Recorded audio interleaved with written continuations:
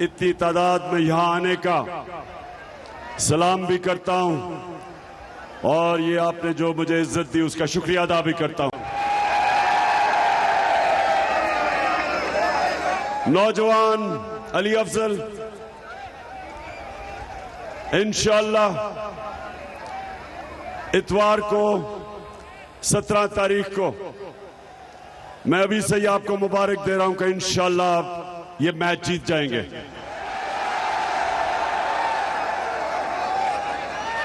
मैं जब से फैसलाबाद के एयरपोर्ट पे उतरा हूं, सारा रास्ता मुझे लोग सड़कों पे नजर आए और मैंने मेरे चक झुमरा के नौजवानों और मेरी बहनें भी सामने आई हुई हैं। अब सबको मैं एक चीज बताना चाहता हूं कि मैं उस मुल्क के साथ बड़ा हुआ हूं। पाकिस्तान सिर्फ 5 साल का था जब मैं पैदा हुआ, तो मैंने इस मुल्क की सारी ऊंच नीच देखी है। जो आज अल्लाह ने मेरी कौम में शऊर पैदा किया है, मैं आज पूरे वसूख से कहता हूं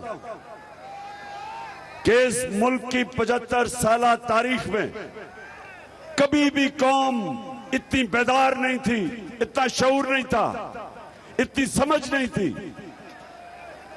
और मैं इसलिए आज आपको अली इसलिए मुबारक दे रहा हूं कि आप जब 17 तारीख को लोग वोट डालने जाएंगे तो एक जागी हुई कौम वोट डालेगी।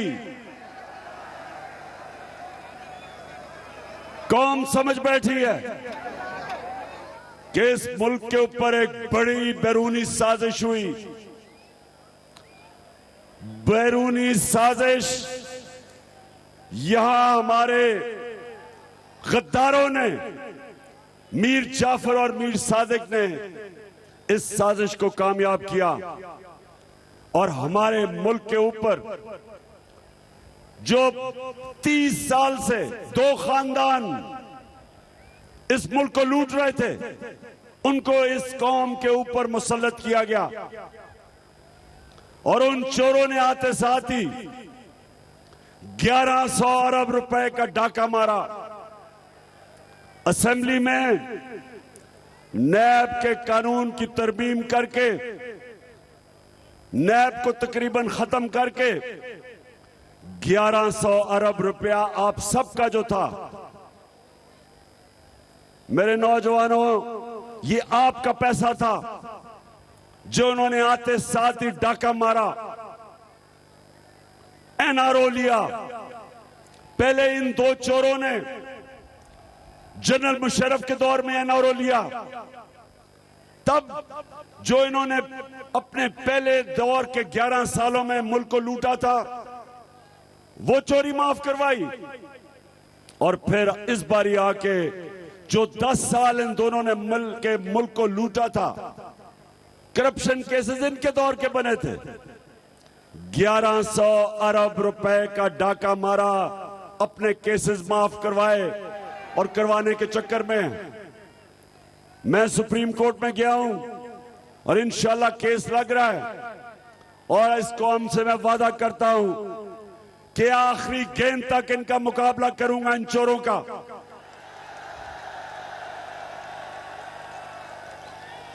किसी सूरत आपका 1100 अरब रुपया मैं इनको हजम नहीं करने दूंगा। तो आपने सबने मेरे साथ खड़े होना है। आप सब मेरी टीम है, आप सब मेरी टीम है। कैप्टन मैं आपका और मुकाबला करना इस कैप्टन को आता है।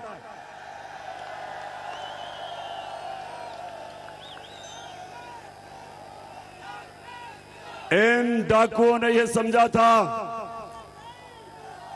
कि ये जो बैरूनी साजिश, और बैरूनी साजिश क्यों है ये सुने नौजवानों, ये सुनो। क्या जरूरत पड़ी थी अमेरिका को कि साजिश करके इन चोरों को ऊपर बैठाओ? क्या वजह थी? क्योंकि बताएं मुझे, आपका क्या ख्याल है कि अमेरिका हमारा खैर ख्वाह है?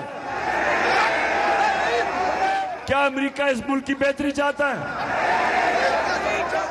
अमेरिका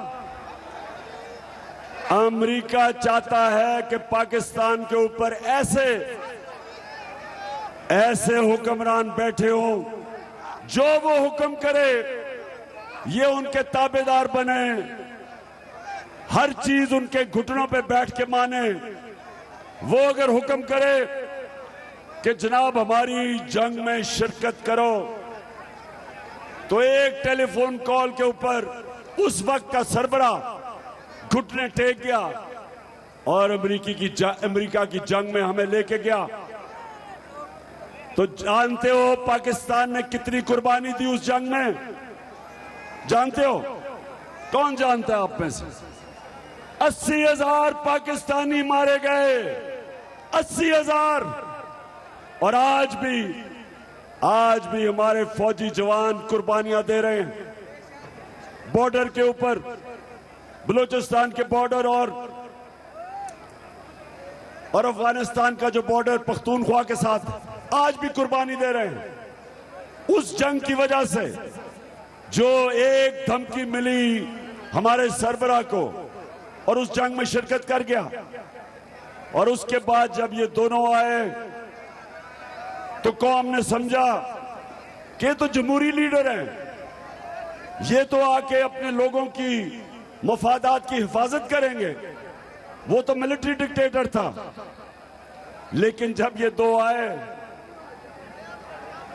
तो अमेरिका ने, जानते हैं कितने ज्यादा ड्रोन अटैक किए पाकिस्तान पे? जानते हो?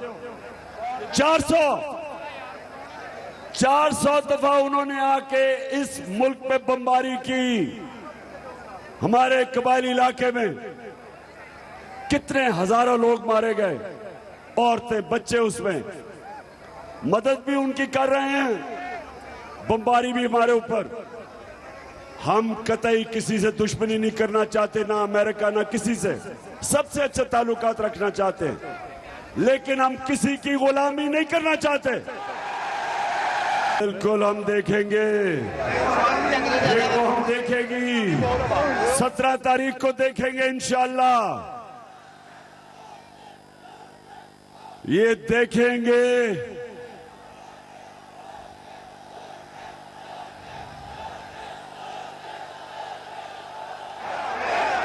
लोटों को देखेंगे,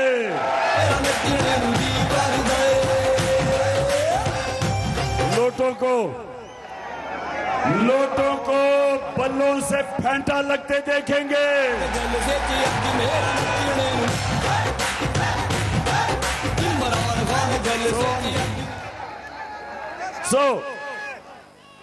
चक जुमड़ा अमेरिका इसलिए इन चोरों को लेके आया कि ये जो मर्जी चाहें पाकिस्तान को टिश्यू पेपर की तरह इस्तेमाल होने देंगे। और उनको ये पता था कि इमरान खान किसी सूरत अपनी कौम को किसी की गुलामी नहीं करने देगा। इसलिए उनको ऐसे आजाद लीडर नहीं पसंद। वो ये बूट पॉलिश करने वाले शहबाज शरीफ को पसंद करते हैं। अब जरा शहबाज शरीफ ये सुने जरा, ये जो एक मिनट तो हो, अब जरा आराम से सुनना कि ये आपका प्राइम मिनिस्टर जब पैसे मांगने गया सऊदी अरेबिया, यूएई और तुर्की, जरा सुने ये। मैं सऊदी अरब से होके आया हूँ, मैं यूएई के होके, अभी मैं तुर्की होके आया हूँ, और मैंने उन भाइयों को कहा कि आप हमारे बड़े अजीम भाई हैं, हमेशा आपने हमारी मदद की। और मैंने यही कहा जब मैं आया हूं तो आप समझेंगे शायद ये मांगने के शायद ये मांगने आया है। मैं मांगने नहीं आया, लेकिन मजबूरी है। और जिस तरह माजी में 75 साल में आपने हमारा हाथ बटाया है, कुछ अर्सा आप हाथ बटा। मैंने कहा मैं वादा करता हूं कि इंशाअल्लाह हम पूरी कौम हम मिलकर दिन रात मेहनत करेंगे, पसीना गिराएंगे, अपने पांव पे खड़े होंगे। जी शहबाज शरीफ, सुन लिया पाकिस्तानियों, क्या आप भिखारी हो? ये कौम गैरतमंद है, ये एक अल्लाह को मानने वाली कौम है।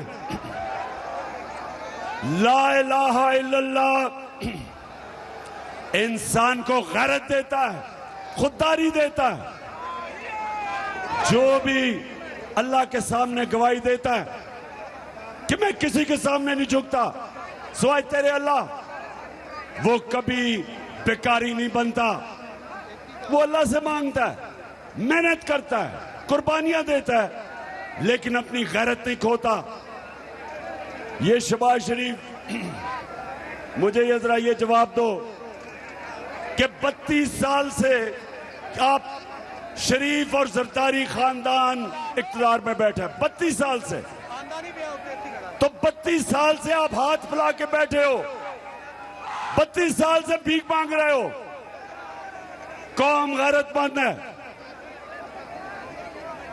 कौम गैरतमंद है। शर्म आपको नहीं आती भीख मांग के? कौम गैरतमंद है। अगर आप में गैरत होती, सुन लो, आप में गैरत होती तो जो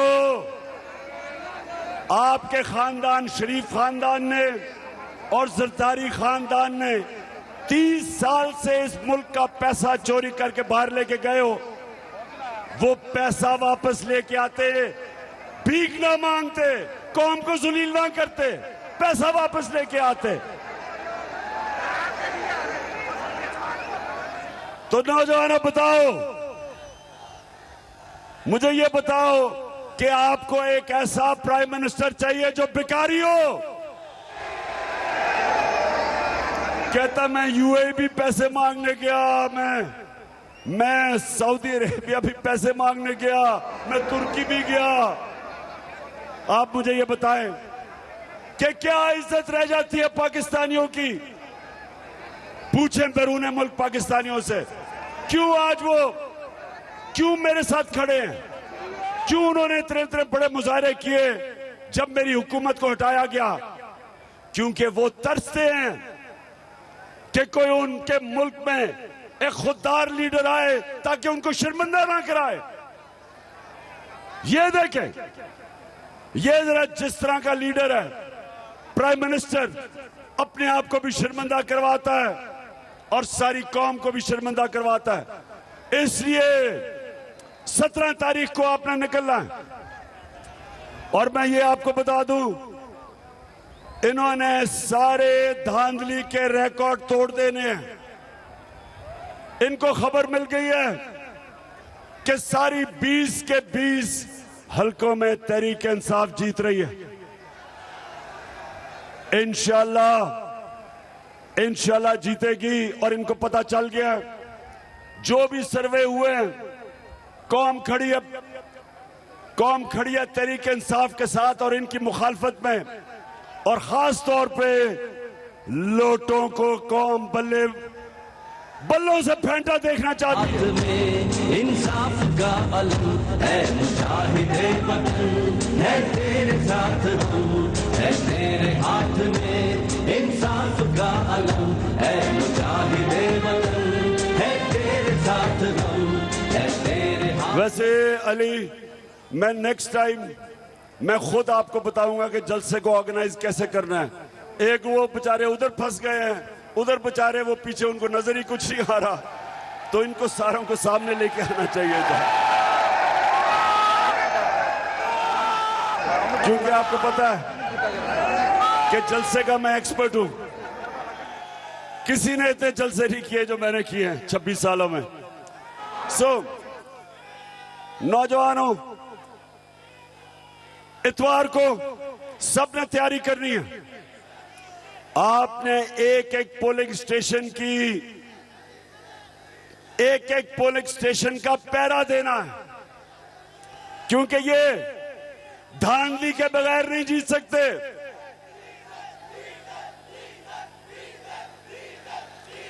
हाँ, मैंने ये कहना था कि शहबाज शरीफ, ये बड़ा राहत आपने लोगों पे एहसान किया। पहले डीजल की कीमत 130 रुपए बढ़ा दी। सॉरी, मैं माफी चाहता हूं। फजलुर रहमान की कीमत बढ़ा दी पहले 130 रुपए, और उसके बाद 35 रुपए नीचे ले आए। बड़ा आपने एहसान किया लोगों पे। जब हम गए थे, आज इंटरनेशनली तेल की कीमत कम है। आज जब हम गए थे वो ज्यादा थी, आज उससे कम हो चुकी है। और मैं इनसे सवाल पूछता हूं कि कैसे हो गया कि आपने तेल की कीमत नीचे नहीं लेके आए।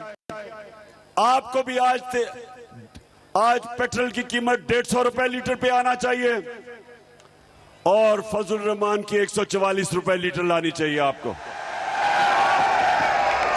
क्योंकि तेल की कीमत तो कम हो गई है। तो क्या जवाब है? और जवाब ये है कि IMF का हुक्म है। हमने 2.5 साल IMF के साथ गुजारा किया है। उन्होंने हमारे पे भी जोर लगाया कि कीमतें ऊपर करो। हमने नहीं की, क्योंकि हम सबका जीना मरना पाकिस्तान में है। ये वो लोग जिनके बाहर बड़े बड़े महलात, सारा नवाज शरीफ का, इसका जो सारा टब्बर है बाहर बैठा है। सिर्फ एक रेडियो आकाशवाणी को पाकिस्तान में छोड़ा हुआ है। आकाशवाणी रेडियो जानते हैं ना सारे? आकाशवाणी रेडियो की एक खासियत है कि वो सच बोल ही नहीं सकती, इसलिए सारा टब्बर बाहर है। लंदन के सबसे महंगे इलाके में ये रहते हैं, सबसे महंगा इलाका है जिधर ये रहता है। इसका बेटा 10 अरब रुपए के घर पे रहता है। नवाज शरीफ जो 4 बड़े बड़े महल्लात हैं लंदन के महंगे तरीन एरिया में, उसकी मालिका है मरियम नवाज, उसके नाम पे। आज तक एक रसीद नहीं दे सके कि पैसा आया किधर से है, एक दफा नहीं बता सके। और मुझे अफसोस से कहना पड़ता है कि हमारा इंसाफ का निजाम बड़े बड़े डाकुओं को नहीं पकड़ सकता, सिर्फ छोटे चोरों को जेल में डालता है। सिर्फ ये भैंस चोरी कर ली तो गाय, और ये बकरियां चोरी कर ली या मोटरसाइकिल, वो जेल में। बड़े बड़े डाकुओं को नहीं पकड़ता। ये है पाकिस्तान का अलमिया। मेरी कौम, जब तक एक मुल्क में अदल और इंसाफ, मतलब ये कि जब तक ताकतवर को कानून के नीचे हम नहीं लेके आते, मुल्क तरक्की नहीं कर सकता। तो ये है हम सब की जंग।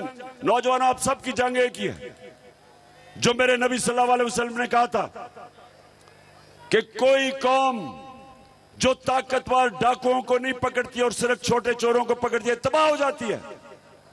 उनका हुक्म 1500 साल पहले था, और आज आपके सामने कौमें तबाह हो रही हैं।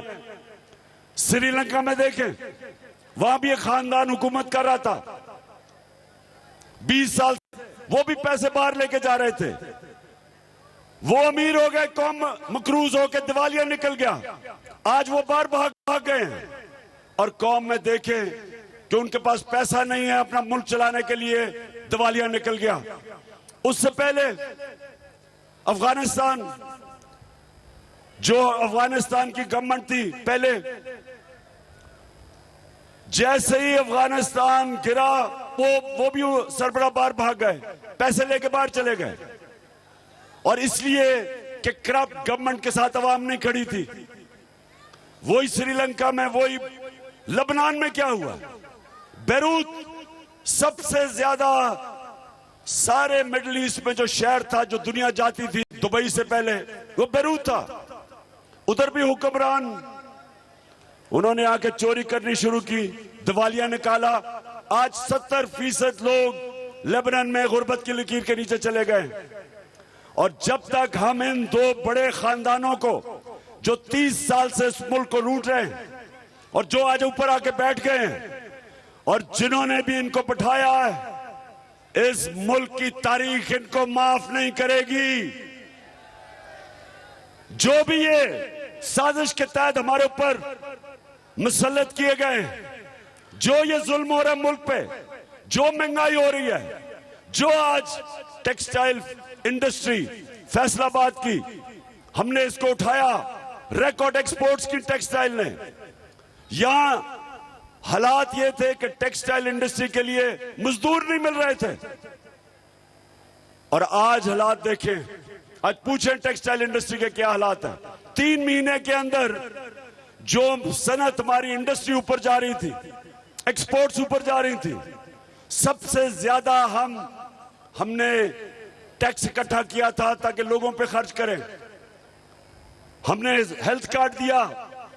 पहली दफा पाकिस्तान की तारीख में हर खानदान को पंजाब में, पख्तूनख्वा में हेल्थ इंश्योरेंस 10 लाख रुपए की, कि किसी भी अस्पताल में जाके इलाज करवा सकते थे। इसके बावजूद कि हम IMF के प्रोग्राम में थे, हमने हेल्थ कार्ड लिया, हमने पनाहगाहें बनाई, हमने एहसास प्रोग्राम जो दुनिया ने माना कि फलाई रियासत की तरफ पाकिस्तान को लेके जा रहा था। और उसके अलावा हमने कर्जे गरीब नीचे 20 लाख खानदानों को, किसानों के लिए सूद के बगैर कर्जे, घर बनाने के लिए सूद के बगैर कर्जे, कारोबार के लिए।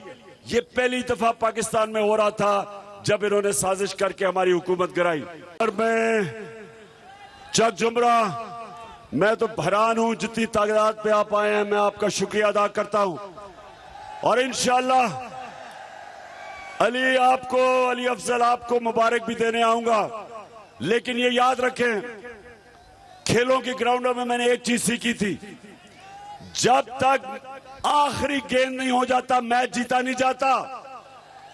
आपने आखिरी गेंद तक मुकाबला करना है और इंशाअल्लाह मिलके हम यहां जश्न बनाएंगे जब हमजा कुकड़ी